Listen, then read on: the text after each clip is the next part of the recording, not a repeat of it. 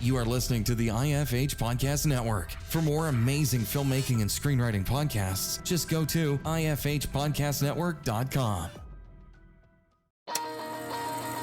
Welcome to Filmmaking Conversations with Damien Swaby. Listen to conversations with award-winning filmmakers, directors from the golden age of television, and creatives from the indie film community who continue to inspire the next generation of filmmakers. And now, over to your host, Damien Swaby. Hi, how are you today? I am great, and I'm really excited to be on your show, Damien. Thank you so much for inviting me. Thank you. I really appreciate you coming on the show. I must confess, because I've listened to some of your podcasts, I'm slightly nervous. I hope I can meet the standards. You have some great guests, and you do very, very well. So I hope I can live up to your expectations in that way. Well, thank you for that feedback. I appreciate that, but I've listened to some of yours, so I know that I'm in good hands.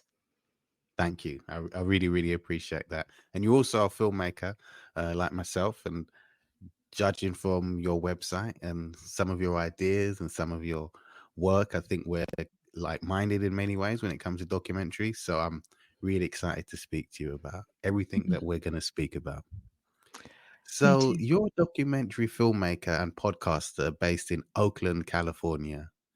Yes. I think I could be wrong. Geography wasn't my strong point in school. But Oakland, is that near San Francisco? It's very near. We are right Yeah. across the bay. Oh, Sorry, you're giving me your cold. No, we're right across the bay. There's Oakland is on the east side of the bay, and then San Francisco, or West Bay, as I like to call them, is just right across the Bay Bridge there. because I've been to San Francisco and it was quite shocking. Some of it that I saw, I was really taken aback because I would like to think I'm quite well traveled, and I've never seen some of the things I saw, and I wondered what some of the surrounding areas would have been like because, well, at least from being over here in the UK, San Francisco, at point has been seen as like, hey, San Francisco, it's like a cool place to visit. But unfortunately, there is elements of potential drug use and poverty that puts people under a lot of stress, and they're behaving and acting and reacting in ways that most people wouldn't find pleasant. What has your experience been like in Oakland and when you've been around San Francisco?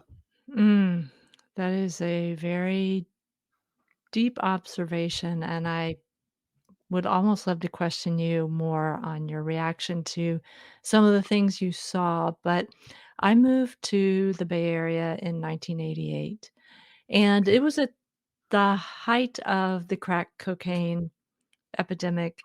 And I don't have statistics to back this up. I'll just say anecdotally, I think it's worse now.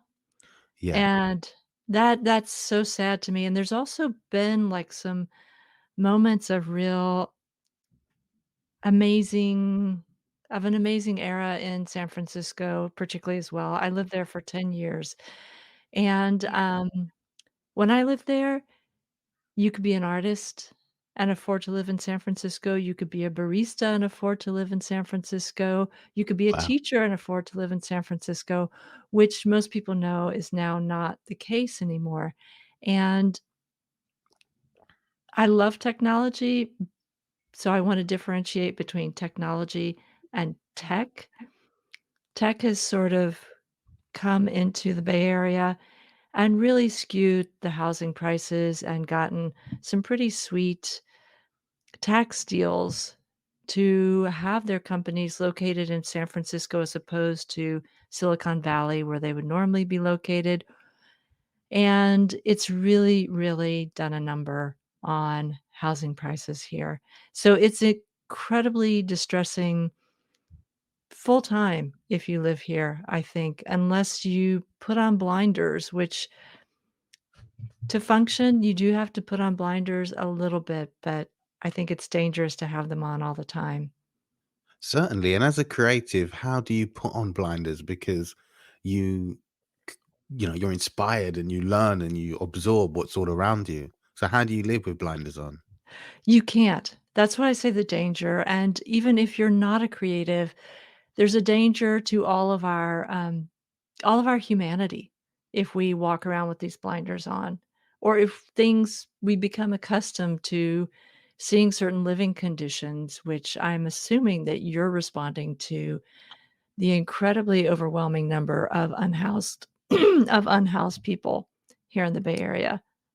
Yes, that was incredible. I've never witnessed that in my life. Literally, I took a plane from LA to San Francisco.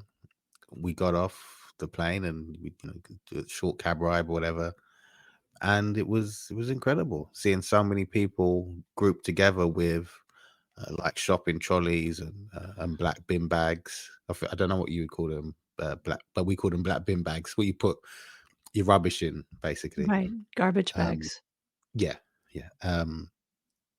And some had pillowcases and things that just didn't quite add up. But then it makes sense for people to have pillowcases, obviously. But it was all odd and out of sync. And sadly, I found myself, sadly, I found myself in a different part of San Francisco, and it looked nothing like where we went. And the people in the other part looked different from the people that were mostly homeless.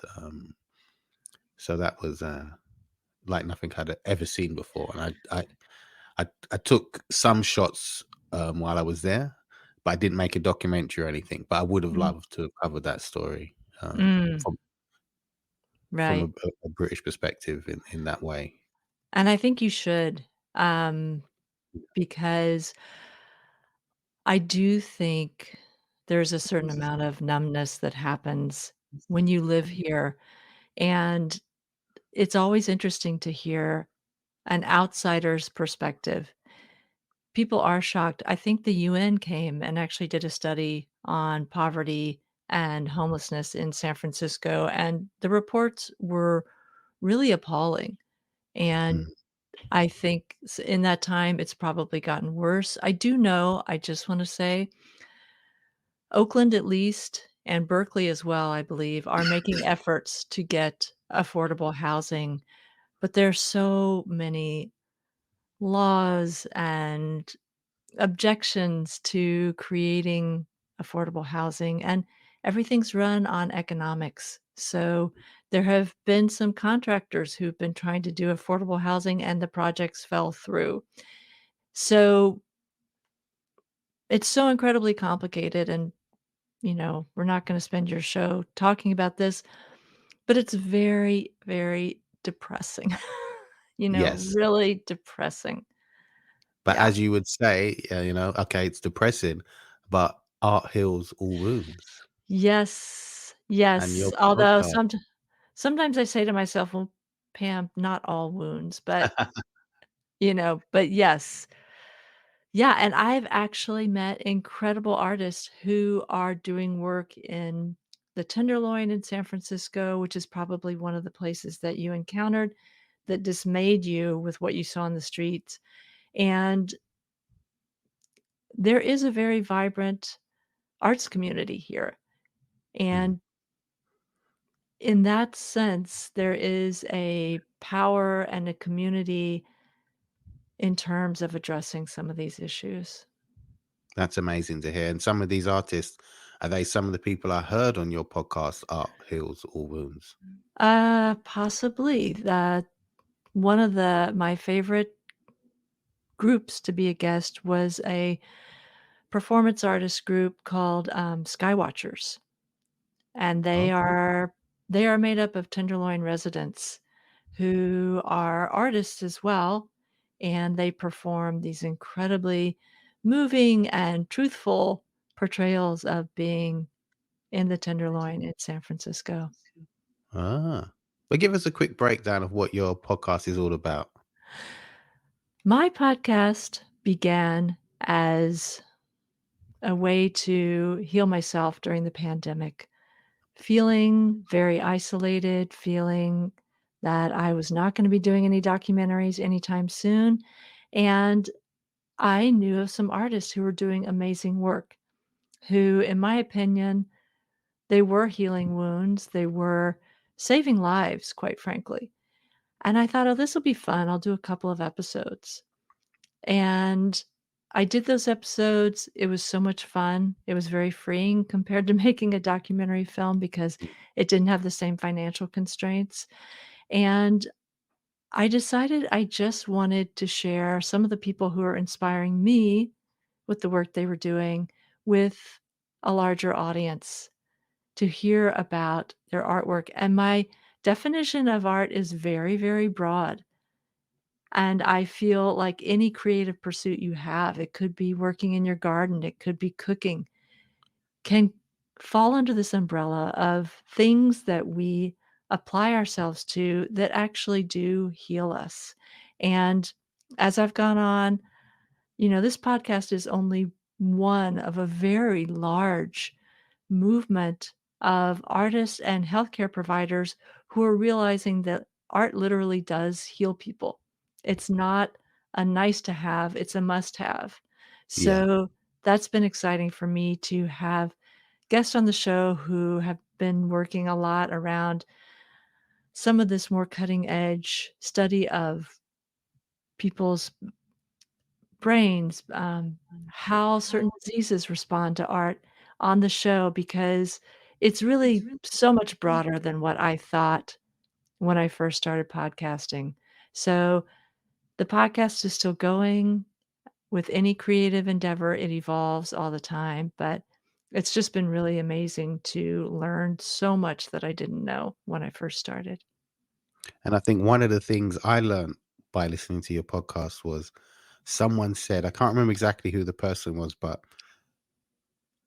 you remember what you learned that day from doing art, something along those lines. And it Oh, made me think, okay, so when I was writing part of that script, I remember what I learned that day.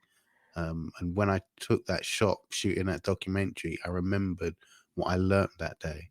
mm, Because by going ahead and doing these artistic endeavors, you learn something every time. But sometimes I forget what I've learned, and listening to it may have been Janet O'Grady, I can't remember, but I found that very useful, because sometimes it's easy to forget. right.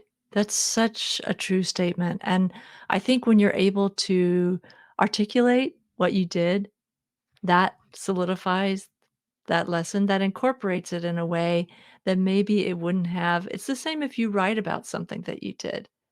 You Mm, are finding another way to really, really embody what you learned. And I think some of the best feedback I get from listeners is when they say listening to the podcast made them want to try something new creatively.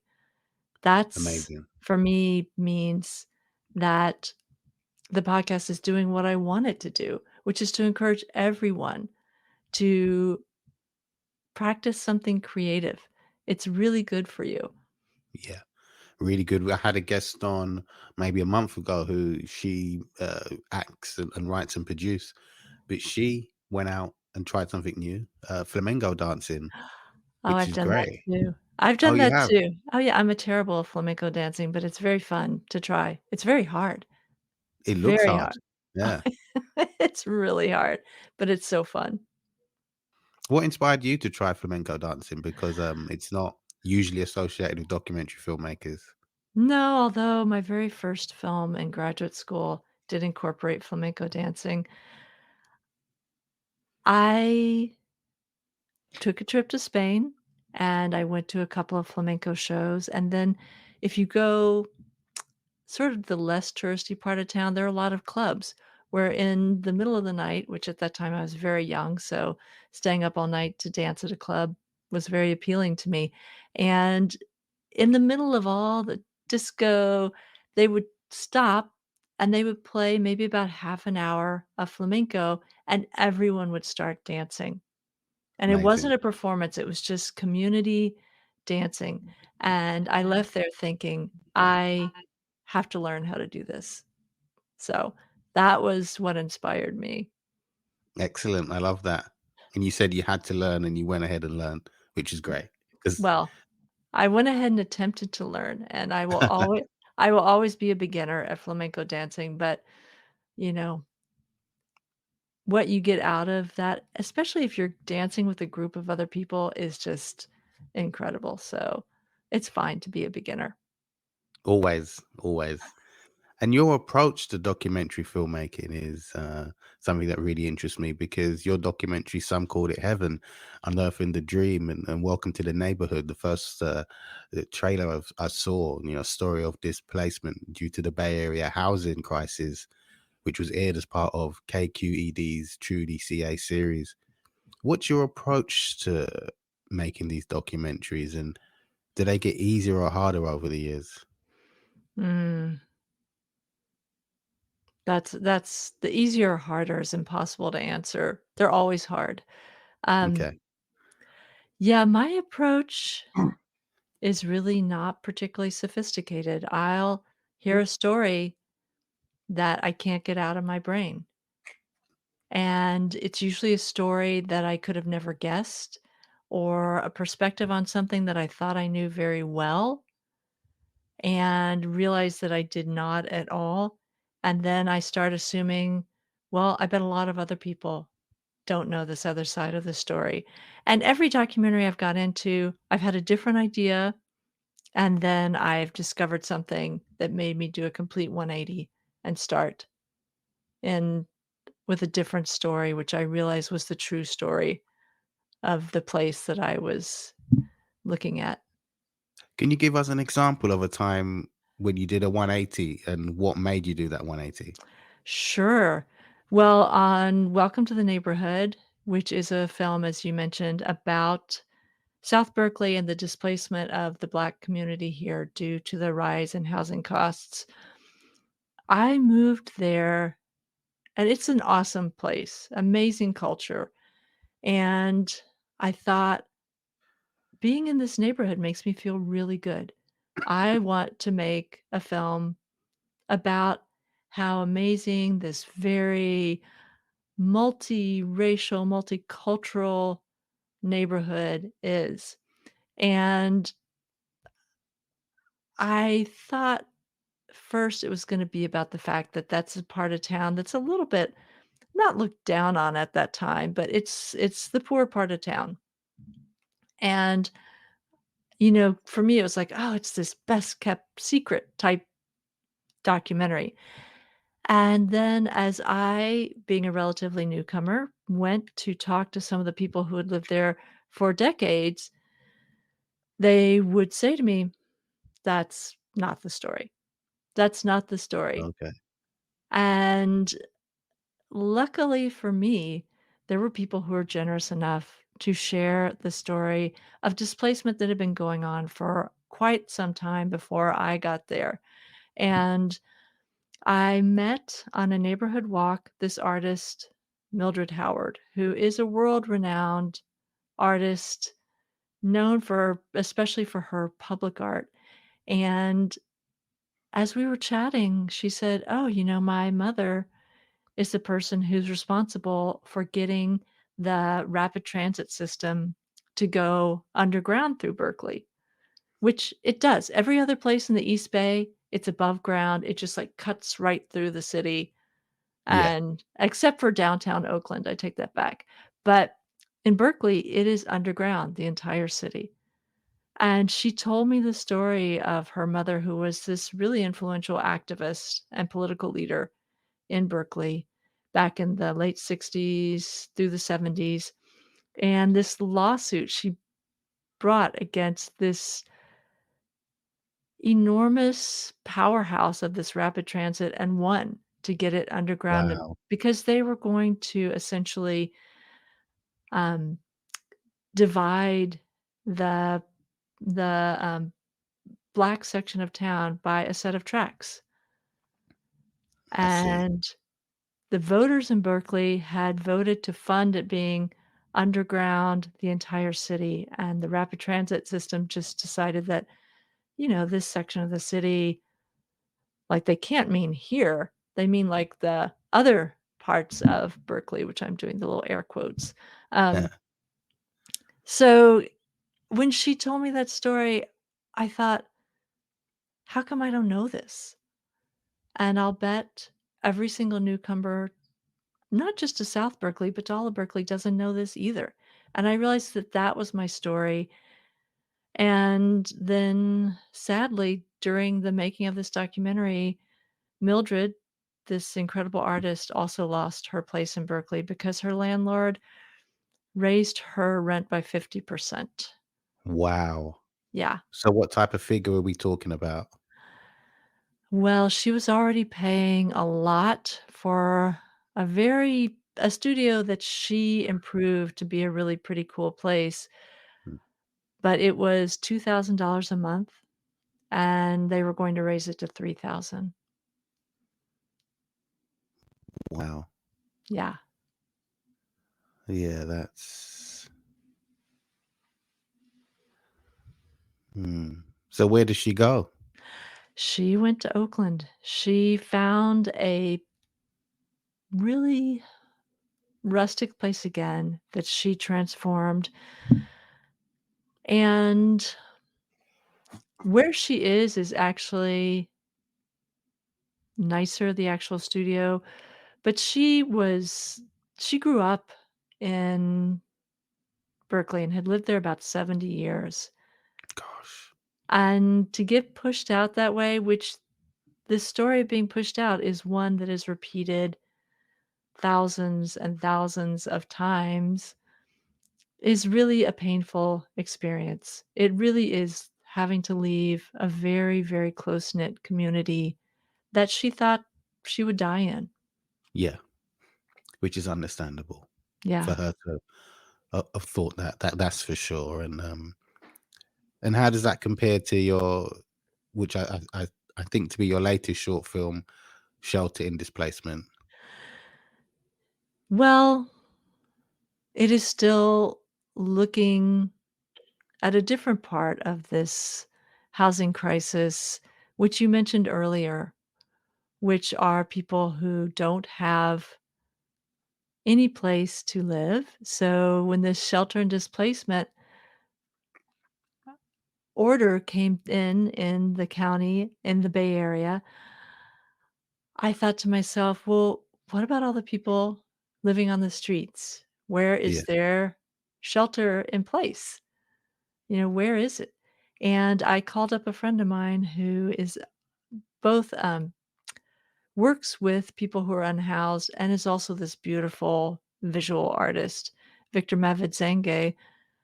And I talked to him for like an hour on Zoom, just discussing all of these things. And we also talked a lot about how art can make you resilient, or Mm. how really art is a practice of resilience, Yes. honestly, of Yeah. resiliency. And so I had that Zoom footage, and then I had another friend who had invited me just to go out on the empty streets and do some filming, and he had done some other filming the weekend right after everything shut down.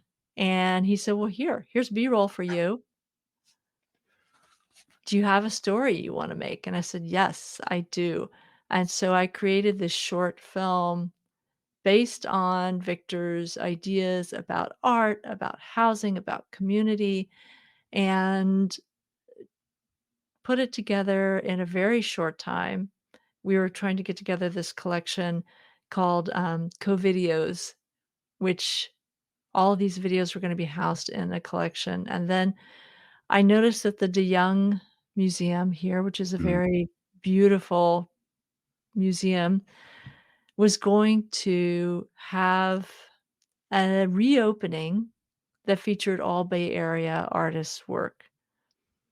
So I submitted it to that, and it was accepted, which was such a great feeling because it convinced me to go out in the middle of a pandemic to this art opening and see all the other work that other artists in the Bay Area had done, and it was amazing. It was an incredible show. So that was the story of that film, and it's a little bit different. If you're struggling and you're losing your house, but you're able to find another place to live, that's that's a different kind of tragedy, and it's also a cultural tragedy to Berkeley. quite frankly, and a cultural loss to Berkeley. This one is about the people living on the streets as the people that you saw that alarmed you. And how did you or did you interact with people on the streets in that situation? Because obviously there may be some mental health issues Mm. happening to some of these people, but they're homeless, they're for certain reasons. And some of them may be under the influence of certain substances that might not be the best for them to be under the influence of. So how did you approach them and how did you deal with these type of characters? Well, at that time, I did not approach them because they would have been alarmed that during a pandemic, this person is coming up to them. But I did do a follow-up project to it that was a public video installation funded by the city of Berkeley, where I did go back and I interviewed people who were unhoused, but who were part of this program called Downtown Streets. And essentially, they were offered payment for their time if Okay. they wanted to come share some thoughts about community, about the experience of shelter in place, about whether or not they felt a part of the community. And so in that sense, I went through an organization because I think you have to give people the choice of whether or not they're gonna be in your film in that situation. If it's a typical person walking down the street and they wind up in the background, fine, I feel like fair game.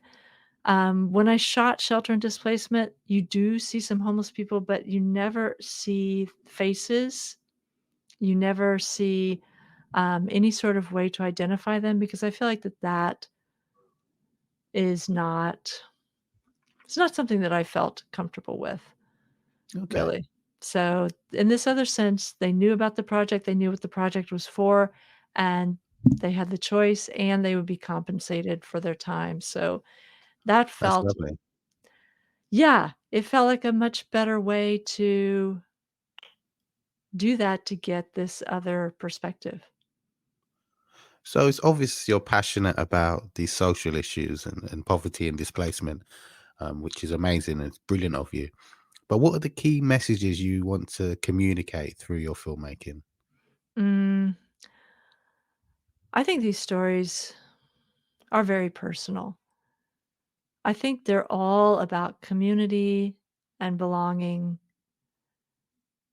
equity, and I do feel like that is something that I feel very personally, particularly the community and belonging. My other films were Yeah. not about equity per se, but they were Mm, definitely about community and belonging. And as you experience, it's distressing. The yeah. inequity here, even if someone is not unhoused, the inequity here in the Bay Area in particular is very distressing. And the way to make yourself learn something by it is to do something creative around it, exactly as you were saying earlier. Mm, yeah, that I completely understand that. That's for sure. And yourself growing up, what was it like for you in terms of inequity in the area you lived in? And how do you Mm. think that influenced you as a filmmaker? That's a great question. I grew up in South Arkansas, Oh, okay. and we were definitely well off. We were not wealthy, Okay. but we were very comfortable. And I didn't think very much about poverty. What I thought about was that this town was still in the aftermath of the very, very recent desegregation of the schools there. Oh, And being a student in that school system, the inequity was just so apparent and kind of in your face. And there was so much privilege for many of the white students, although there's a very large class divide there as well. So the more comfortable white students really they were the honor students, they were students who would be chosen to be cheerleader, Okay. they were that it was that sort of thing happening, and some of it I noticed, some of it I didn't notice until much, much later, and I didn't even know we had not lived in this town at this time, but when I would have been starting kindergarten, they had desegregated the schools. It was one of those towns in the South that was a very, very late desegregator, Oh, I and see. I was thinking that, like, oh, yeah. yeah. It shocked me. I found out as an adult that that's when the schools desegregated, and I didn't come until 3rd grade, but when you walked into that classroom, you felt that you were in a situation that was not yet comfortable, not yet normalized, and there was so much social separation, even if by law we were all together in a classroom, and I feel lucky to have experienced that, quite frankly, because I'm not happy it happened, but Yeah. if it was happening, I'm happy that I experienced it because it changed the entire way that I look at the world and think about the world, honestly.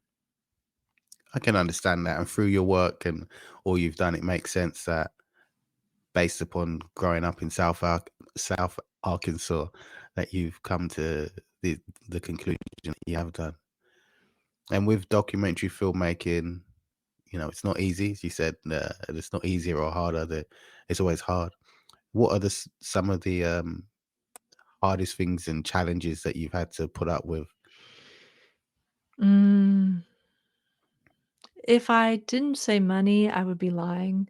Yeah, There's not a lot of funding for the arts in the United States compared to other countries which don't have the economy that we have, and it's very competitive can imagine. to get funding. I feel so grateful that my film, Welcome to the Neighborhood, got 2 grants from this organization called the Berkeley Film Foundation. They are such a strong support to independent filmmakers. And then the one that I shot in Arkansas, the second one, Unearthing the Dream, was actually funded by a nonprofit that was started by someone who had gone to one of the black high schools before that town desegregated its schools Yeah, and had become really, really, wealthy because he was at the forefront of his field that he was in, which was a neuropsychiatrist. good on him. And yeah, and he really, really wanted to do a film about this town, about the schools there, about the community there, and it was an amazing story. So I'm getting off track of what was the hardest, but money is always hard. Money is Yeah, always hard. Yeah, yeah. and sorry, go ahead. There's nothing else to me which is hard. I mean, it Okay. is hard, but it's fun. It's fulfilling. Yeah, Scrambling for money is neither fun nor fulfilling. yeah. And when you go out and do these documentaries, do you have an additional sound person? Do you have a first AD? What's your crew setup usually like? Well, that really depends on money. The one for Unearthing the Dream was fantastic. We had a wonderful camera person and sound person, and Good it on you. was just the 3 of us because we were traveling back and forth to this little town of Malvern, Arkansas. But they are such pros that, they could do everything, lighting Oh, and great. yeah, and for certain situations in documentary, it's really nice to have a smaller crew. Yeah, Yeah, yeah, and for Welcome to the Neighborhood, it really depended on how, the piggy bank was looking on any particular shoot. If it was a little bit more full, then the whole works. Camera person, sound person, sometimes even a gaffer to do the lighting. And nice. then sometimes I shot everything myself, which I don't love and I don't recommend, but there Okay, would why be why don't sorry, go ahead. Well, no, you go ahead and ask your question. So keep interrupting them. It's a bit I rude. It's don't not mind. usually like this. I don't mind. uh, why don't you like doing the self-shooting aspect of things? Like, what is it about using the camera and Oh, you've got that? I love using the camera, and I got almost the majority of B-roll for Welcome to the Neighborhood because I knew exactly what I wanted to get. Yeah. But when you are interviewing someone, you need to make some kind of magic happen for that person to really talk to you. Yeah. And it is not a passive activity to interview someone. You know that. Mm, You need to listen. You need to build a rapport. You need to, like, with every ounce of your body, you're putting out this energy saying, "Your story is important to me." yeah. And when you have to think about, okay, is this person in focus? Or have they leaned out of the frame? You know, whoops, this sound is not so great. It can work, but it takes that little, you want every bit of your energy to be going towards that person. And so when some of it's going to the camera or the sound, it's just that little bit of an energy deficit, which I don't enjoy. I knew we had a lot in common because after the last documentary I was shooting in New York, I said to myself, okay, I'm getting another cameraman because I was just so. When I looked back at the footage, I thought I'm so distracted by thinking, is the memory card full? Is the batteries okay? I mean, the memory card had like about 258 gig on it or something. Right. The batteries were full up. The lighting was fine. Everyone was in focus. But again, it's just the whole. I don't feel I can connect with the people that are in this documentary the way I did when they were when they were on my podcast. Mm, And it was, exactly. yeah, it was very apparent. And it has nothing to do with them. It had everything to do with me thinking about batteries, memory cards, focus, lighting, audio. And Right. it can work on some things. I feel I'm better at it in certain docs and certain shoots. But as I want to grow and become bigger and bolder and all the rest of it, and have the messages in the documentary communicate with people on a better level, I want to get away from being behind the camera interviewing at the same time. So I Right. completely understand. Yeah. Right. Yeah. It's just, you're wearing two different hats, which are not really very aligned when you try and do Yeah. that. Yeah. And making that connection is something that is vital. I mean, in terms of connections, you mentioned about South Arkansas and how it was in terms of segregation being, well, not being segregated anymore, but it was recently when you were there, no longer segregated. Do you think you could ever move back to Arkansas and live a new life and see how it goes in terms for you as a documentary filmmaker? Because I imagine it's quite different from where you are now. Mm, wow. Nope. Yeah, that would be the short answer. Nope. Um, Arkansas, where I lived, was beautiful. Okay. If you wanna talk about the ability to be in nature and just to sort of be free, let your imagination run wild, it was the best childhood ever.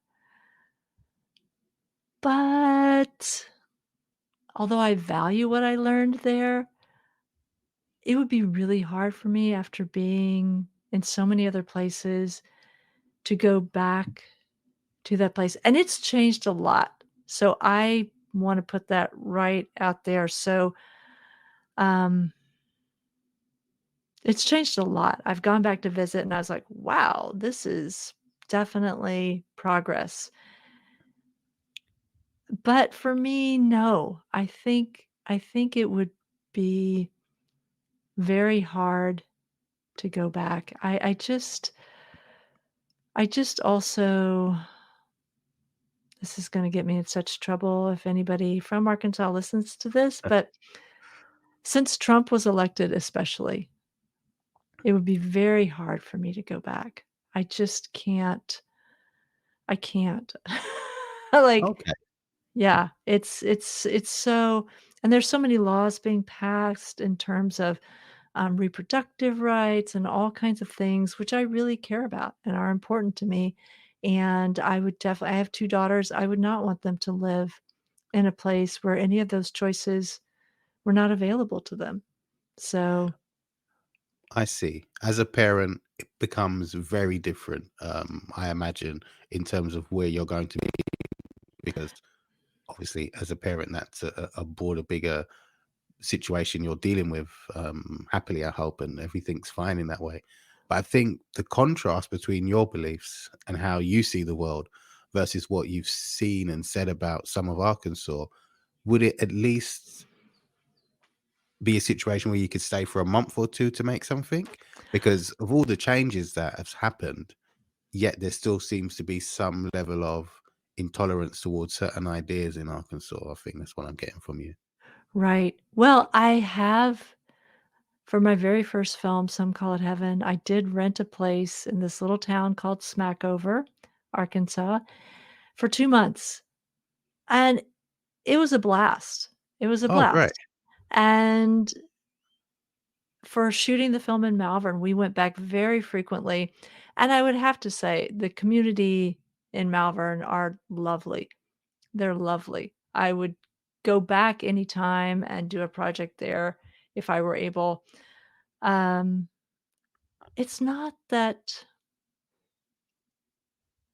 there's so many lovely people in my hometown and other places in Arkansas, and I don't wanna paint it with this broad brush, Yeah. but I do feel like there's such a vicious divide right now Oh gosh. politically, and I live in a little bit of a bubble here in the Bay Area, and I'm not super eager to leave it. It's good to travel and go other places and understand other cultures, other points of view, but to live, I'm happy to have people who more or less value some of the same things I value, and I know that's gonna sound very small-minded, but it's a more comfortable feeling for me right now than to go someplace where you feel like you're struggling every day with your neighbors based on things which are really very foolish. So most Americans agree on 75% of things, and yet somehow we are able to be so polarized. It's really kind of insane. Gosh, yeah. Yeah, that is I think that's very similar to where I'm living right now as well. I know you Yeah. guys have in the UK have gone through your own very divisive issues and decisions, and it's unfortunate because I love England, I love London. Oh, great. Um, Great. yeah, I do. If I thought I could afford it, I would love to live there, but I'm not sure that I could. Not many of us can. I'm here by the just by luck, I guess. Yeah. Yeah. Well, But I'm it's I'm prob born here. yeah, it's probably like here. If you got a place here at a certain time, you've kind of grown with the rising housing costs, and Yeah. if you try to come here, it's very, very prohibited to that. So, yeah, but I do love London. It's changed so much. I went there the first time in the '80s, early '80s, and Yeah. I hated it. I just Really? I did. So much character around then. Okay, fair Well, enough. okay, I ta it that shaped my musical tastes for the rest of my life. Oh, That's I could imagine. yeah, What the bands? What bands? Sorry. oh my god. Well, The Smiths Yeah. before Morrissey went to the dark side. Oh, yes, Um, I forgot about that, yeah. um, Simple Minds. I loved Quality. Simple Minds. The Cure. Yeah.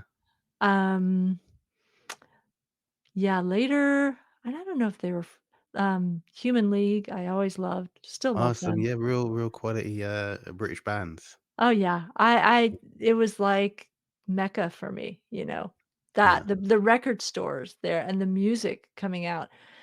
But in terms of other things, like, I couldn't believe the pubs closed so early and there were so Yeah. many, which as a young person, that's what I cared about was where can I Yeah. drink? Where can I dance? And London did not have a lot of that on offer at that time, and the food was appalling. Yeah, And that's fair. The food was very different. Like in our cafes and stuff, we called them grease spoons back then. And the pubs, yeah, that's what I loved about New York because it felt like nothing never ends. Where in London there is that element of things. And did you right. go to Camden? Did I go to Camden? The market? Yeah, I the, did, I did. the I food. bought Yeah. some I'm trying to remember what I bought there, if I bought a jacket. Oh, yeah. Yeah, um, but then I just went back 2019 before the pandemic, and it was like, Oh, okay. this is not the London I remember. I was so vibrant and so multicultural, so much Yeah, food. It was just like, wow, now this is a city I could live in. Yeah. yeah. The food especially has changed, and the pub food as well. I mean, the pub food's pub food, but decent restaurants and stuff. Yeah, it's Right, right, very different. right. I'm Rather, sorry, I realize I'm sounding like such a snob, like, but no, it's just the truth. yeah, that was my 18-year-old impression of London when I first went, and then when I went back, I was like, "Wow, this place is amazing." So and yeah, I don't know how someone who lives there feels, but you balance the old tradition and history very well with all of the energy that has come in terms Oh, of, you know, again, music, food, just looking around and seeing, people from all over the world. everywhere. Yeah. Yeah, it just was really very exciting to be there in 2019. Okay. Yeah, Oh, great. Fair enough. yeah. Lastly, what are we gonna see you next? What are you gonna bring out next for us? I'm not working on a film right now. The last one felt a bit exhausting, and I was working on a documentary at in 2020 during the pandemic, um, that did not did not come to fruition for me. I'm Oh, not okay. I'm not supposed to Sorry say to this. hear that. I was fired over a creative difference. The people who took over asked me not to say I was fired, but I feel like it's kinda more fun and honest to say that you were fired. We had very different ideas about what the story should be, and, that's why I started the podcast, and I feel committed to the podcast at this time, and long, long, long before I started making films, I used to do creative writing, and I'm trying to carve out a space to go back to that, and I've started doing a little bit.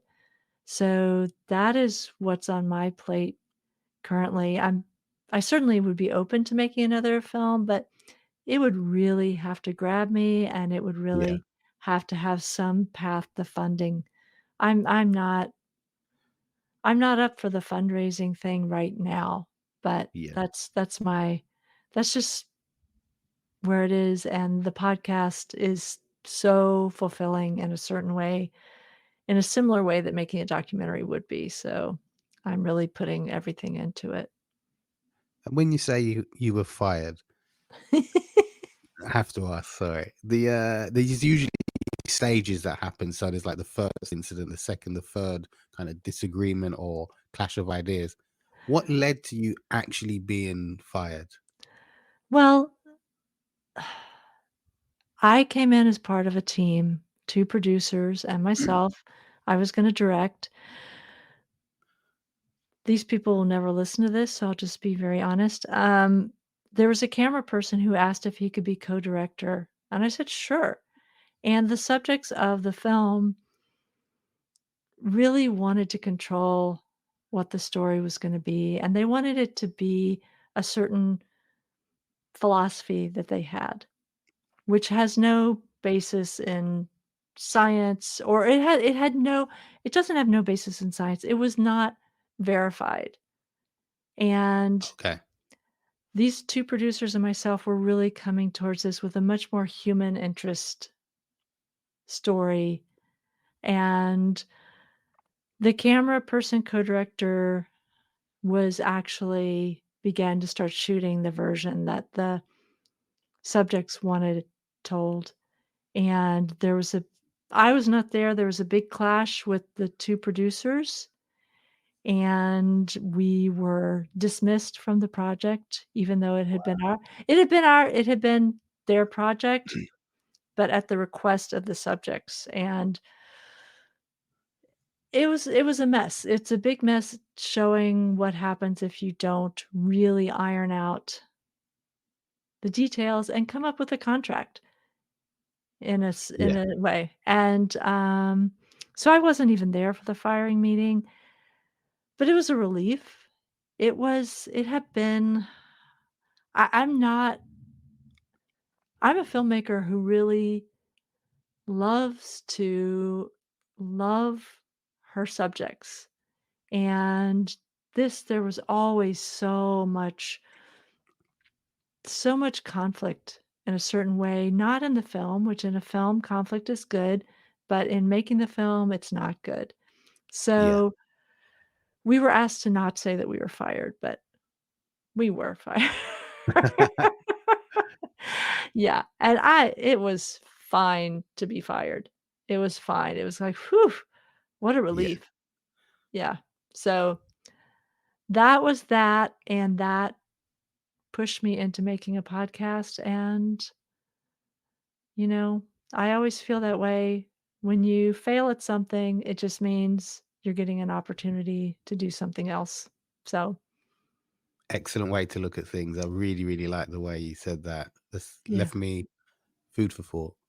But yeah. Pam, thanks so much for coming on. I really appreciate you taking the time to speak to me, and we'll speak soon. Thank you, Damien. It was so fun to talk with you, and I appreciate your inviting me.